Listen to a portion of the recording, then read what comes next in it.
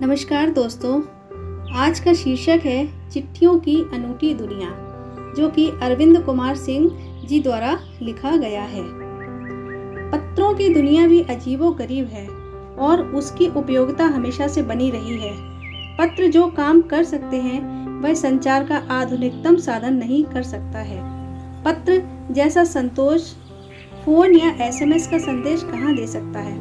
पत्र एक नया सिलसिला शुरू करते हैं और राजनीति, साहित्य तथा कला के क्षेत्रों में तमाम विवाद और नई घटनाओं की जड़ भी पत्र ही होते हैं। दुनिया का तमाम साहित्य पत्रों पर केंद्रित है और मानव सभ्यता के विकास में इन पत्रों ने अनूठी भूमिका निभाई है। पत्रों का भाव सब जगह एक सा है, भले ही उसका नाम अलग अलग हो। पत्र को उर्दू में खत, संस्कृत में पत्र, कन्नड़ में कागज, तेलुगु में उत्तरम, जाबू और लेख तथा तमिल में कडित कहा जाता है। पत्र यादों को सहेज कर रखते हैं, इसमें किसी को कोई संदेह नहीं है। हर एक की अपनी पत्र लेखन कला है और हर एक के पत्रों का अपना दायरा। दुनिया भर में रोज करोड़ों पत्र एक दूसरे को तलाशते तमाम ठिकानों तक पहुंचते हैं। भारत में ही रोज 4.5 करोड़ चिट्ठियां डाक में डाली जाती हैं, जो साबित करती हैं कि पत्र कितनी अहमियत रखते हैं। पंडित जवाहरलाल नेहरू ने सन 1953 में सही ही कहा था कि हजारों सालों तक संचार का साधन केवल हरकारे, रनर्स या फिर तेज घोड़े रहे हैं। उसके बाद पहिए आए, पर रेलवे और तार से भारी बदलाव आया। तार ने रेलों से भी तेज गति से संवाद पहुंचाने का सिलसिला शुरू किया। अब टेलीफोन, वायरलेस और आगे रेडार दुनिया बदल रहा है। पिछली शताब्दी में पत्र लेखन ने एक कला का रूप ले लिया। डाक व्यवस्था के सुधार के साथ पत्रों को सही दिशा देने के लिए विशेष प्रयास किए गए। पत्र संस्कृति विकसित करने के लिए स्कूली पाठ्यक्रमों में पत्र लेखन का विषय भी शामिल किया गया। भारत ही नहीं, दुनिया के कई देशों में ये प्रयास चले और विश्व डाक संघ ने अपनी ओर से काफ़ी प्रयास किए। विश्व डाक संघ की ओर से 16 वर्ष से कम आयु वर्ग के बच्चों के लिए पत्र लेखन प्रतियोगिताएं आयोजित करने का सिलसिला सन 1972 से शुरू किया गया। यह सही है कि खास तौर पर बड़े शहरों और महानगरों में संचार साधनों के तेज विकास तथा अन्य कारणों से पत्रों की आवाजाही प्रभावित हुई है, पर देहाती दुनिया आज भी चिट्ठियों से ही चल रही है।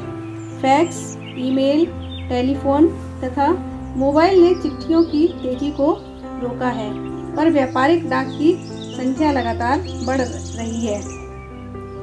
जहाँ तक पत्रों का सवाल है, अगर आप बारीकी से उसकी तह में जाएं, तो आपको ऐसा कोई नहीं मिलेगा जिसने कभी किसी को पत्र ना लिखा हो या ना लिखाया हो, या पत्रों का बेसब्री से जिसने इंतजार ना किया हो।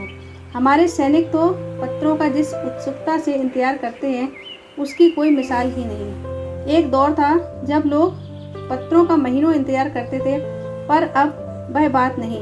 परिवहन साधनों के विकास ने दूरी बहुत घटा दी है। पहले लोगों के लिए संचार का इकलौता साधन चिट्ठी ही थी, पर आज और भी साधन विकसित हो चुके हैं।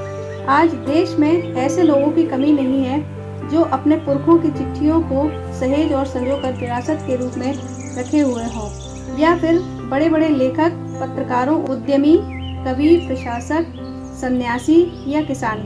इनकी पत्र रचनाएं अपने आप में अनुसंधान का विषय हैं। अगर आज जैसे संचार साधन होते तो पंडित नेहरू अपनी पुत्री इंदिरा गांधी को फोन करते, पर तब पिता के पत्र पुत्री के नाम नहीं लिखे जाते, जो देश के करोड़ों लोगों को प्रेरणा देते हैं।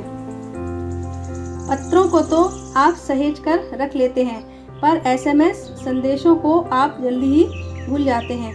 कितने संदेशों को आप सहेज कर रख सकते हैं। तमाम महान हस्तियों की तो सबसे बड़ी यादगार या धरोहर उनके द्वारा लिखे गए पत्र ही हैं।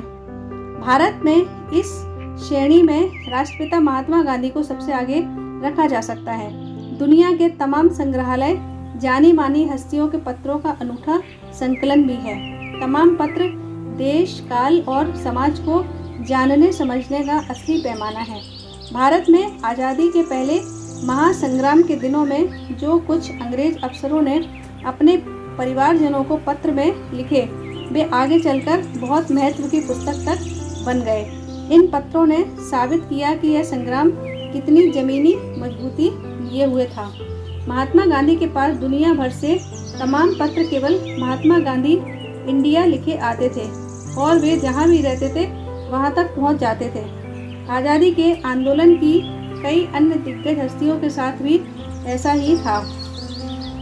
गांधी जी के पास देश दुनिया से बड़ी संख्या में पत्र पहुँचते थे, पर पत्रों का जवाब देने के मामले में उनका कोई जोड़ नहीं था। कहा जाता है जैसे ही उन्हें पत्र मिलता था उसी समय वे उसका जवाब भी लिख देते थे। अपने हाथों से ही ज़्यादातर पत्रों का जवाब देते थे। जब लिखते लिखते उनका दाहिना हाथ दर्द करने लगता था तो वे बाएं हाथ से लिखने में जुट जाते थे। महात्मा गांधी ही नहीं, आंदोलन के तमाम नायकों के पत्र गांव-गांव में मिल जाते हैं। पत्र भेजने वाले लोग उन पत्रों को किसी प्रशस्ति पत्र से कम नहीं मानते हैं और कई लोगों ने तो उन पत्रों को फ्रेम कराकर रख लिया है। यह है पत्रों का जादू। यही नहीं, पत्रों के आधार पर ही कई भाषाओं में जाने कितनी किताबें लिखी जा चुकी हैं। वास्तव में पत्र किसी दस्तावेज से कम नहीं है।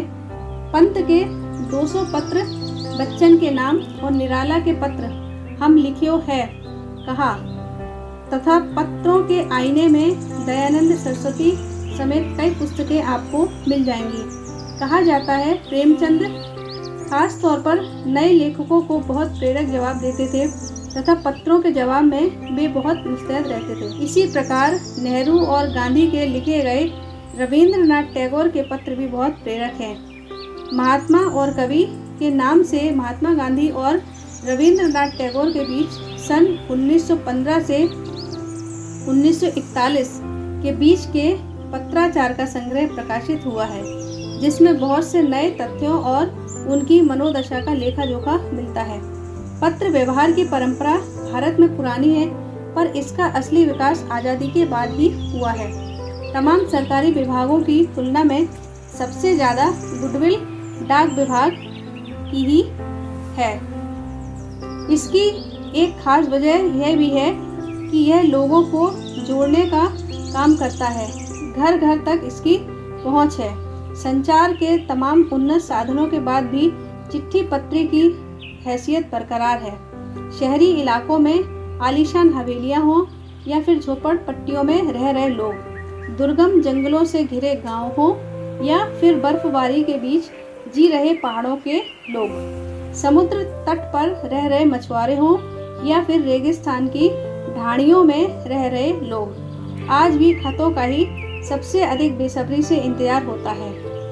एक दो नहीं, करोड़ों लोग खतों और अन्य सेवाओं के लिए रोज भारतीय डाकघरों के दरवाजों पर पहुंचते हैं और इसकी बहुआयामी भूमिका नजर आ रही है। दूर देहात में लाखों गरीब घरों में चूल्हे मनी ऑर्डर अर्थव्यवस्था से ही जलते हैं। गाँव या गरीब बस्तियों में चिट्ठी या मनी ऑर्डर लेकर पहुंचने वाला डाकिया देवदूत के रूप में देखा जाता है।